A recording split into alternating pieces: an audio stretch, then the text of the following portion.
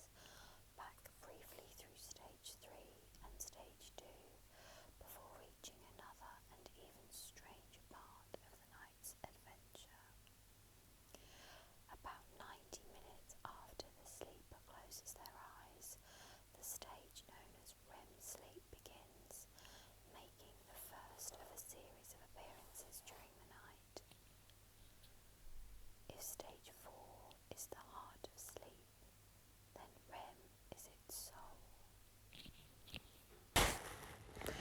The acronym REM is derived from rapid eye movement, which characterises this stage. It is also known as paradoxical sleep because the sleeper shows brain activity more in keeping with being awake.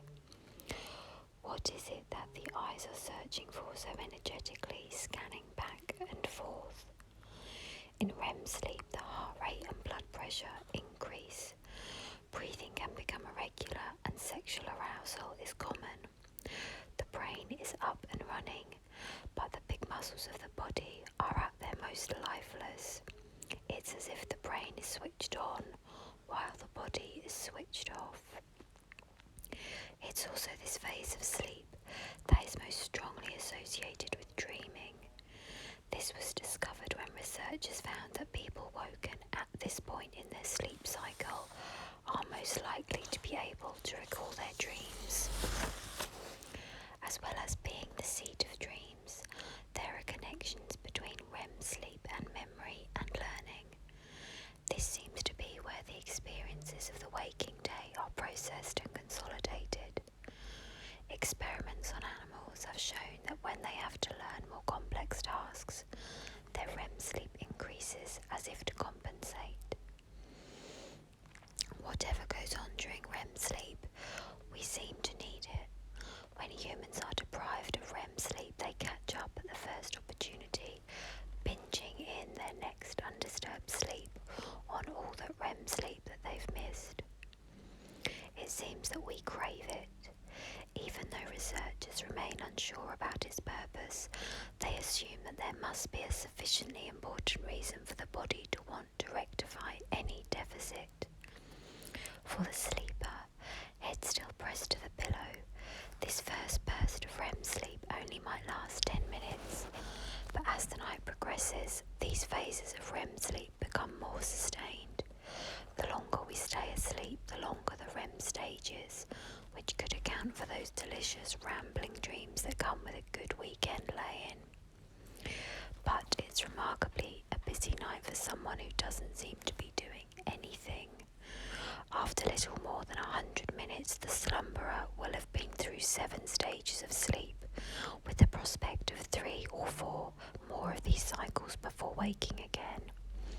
This happens each night, with variations for different age groups and individuals. It's all carried out according to unspoken instructions, a complex ritual of which we see nothing, following steps that no one has ever taught us.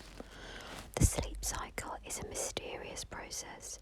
We should never think of it as being an empty space between going to bed and getting up again. It's a parallel life, a shadow of ourselves, a world in which we have years of experience but over which we have no authority. It's a place we go to each night, but of which we remember almost nothing. Human hibernation. There is no reason to assume that there is anything at all inevitable or natural about the pattern of modern sleeping. The idea of getting up each day at about the same time, regardless of the season or weather, in order to keep up with the demands of clocking on for a working day. Evidence suggests that seasonal sleeping was once widely practiced, with rural communities spending much more time asleep in winter or after the harvest. The Discovery of France, a historical geography book by Graham Robb, reports how peasants in 19th century France took to their beds for long stretches of the year. He quotes a civil servant in Burgundy in 1844 who found that after the wine harvest, no one was doing anything that resembled work. These vigorous men will now spend their days in bed, packing their bodies tightly together in order to stay warm and to eat less food. They weaken themselves deliberately. An even more extreme version of collective human hibernation was recorded as a way of surviving the freezing winter in the Pskov area of northern Russia, where temperatures have been recorded as low as -40 degrees Celsius. In 1900, the British Medical Journal described how this communal deep sleep made it possible to eke out scarce resources. Not having provisions enough to carry them through the whole year, they adopt the economical expedient of spending one half of it in sleep. This custom has existed among them from time immemorial. At the first fall of snow, the whole family gathers round the stove, lies down, ceases to wrestle with the problems of human existence, and quietly goes to sleep. Once a day, everyone wakes up to eat a piece of hard bread, of which an amount sufficient to last 6 months has providently been baked in the previous autumn. When the bread has been washed down with a draught of water, everyone goes to sleep again. The members of the family take it in turn to watch and keep the fire alight. After 6 months of this repurposeful existence, the family wakes up, shakes itself, goes out to see if the grass is growing, and by sets to work at summer tasks. Such glimpses into the past suggest how much variety there might once have been in sleeping habits. When we want to stay in bed longer in winter, are we responding to something that would have been rooted in our ancestors' experience? Does early to bed, early to rise really work? Early to bed, early to rise makes a man healthy, wealthy and wise. Is it true? Roll over and go back to sleep, because this has been put to the test and found wanting. Getting out of bed early might make you feel more self-righteous, but an analysis of bedtimes and bank balances shows no connection. Those lazy bones that Shakespeare called slugger beds might be doing just as well. But this clean living concept of early to rise certainly has long roots. The proverb was quoted in Poor Richard's Almanac, a collection of aphorisms and other smug sayings compiled by Benjamin Franklin, which became a bestseller among American colonists in the 18th century. The proverb was also current in almost exactly the same form in England in the 1630s, when the self-reliant Puritans were a growing power in the land.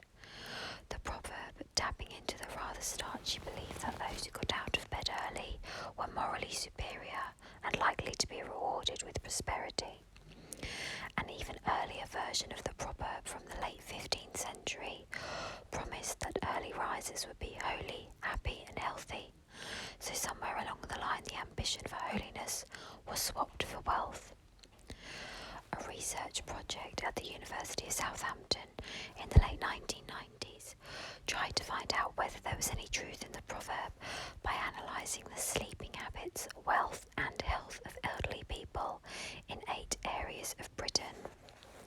It discovered a wide range of sleeping habits, with people sleeping between 6 hours and 14 hours each day, and an average of about 9 hours. In terms of when people took their sleep, the researchers divided people into early rising larks and late sleeping owls. The team then checked people's incomes and longevity, carried out a test of mental agility and compared the findings against sleeping patterns. The answer, in short, was that there was no connection between being an early riser and being a richer or healthier or cleverer. The proverb had the authority of tradition and the merit of brevity, but was completely false. The team found no patterns to suggest any advantage from being an early riser. If anything, owls were wealthier than larks, though there was no difference in their health or wisdom, the researchers reported. But such folk wisdom is hard to shake off, and the American essayist James Thurber wrote his own inversion of the proverb. Early to bed and early to rise makes a male healthy and wealthy and dead. Is that any closer to the truth? Medical researchers in the United States in 2006 tried to test these 2 rival sayings, pitching Franklin's early risers against Thurber's slackers manifesto. Once again they found no link between material well-being or improved health and getting out of bed early in the morning. The morality of early to bed, early to risers did not differ significantly from other groups. is also no relation between bed habits and local income, nor with education or attainment. Early to bed, early to rise might sound like a catchy little phrase, but it's complete nonsense. Counting sheep. Counting sheep is the classic way of making yourself fall asleep, but does it work? A study by researchers at Oxford University investigating that urgent question concluded that counting sheep is not particularly effective. They tested the idea by giving 3 groups of insomniacs a different sleep-inducing concept to think about. The first group had to count imaginary sheep, the second group had to think about a relaxing scene like a beach, and the third group could think about whatever they wanted. The winner in terms of putting people to sleep most efficiently was the restful scene, with the sheep counting and the random thoughts trailing behind. It seems that tranquil thoughts are a most powerful deliverer of sleeplessness than the sheer tedium of trying to count all those leaping lambs. The notion of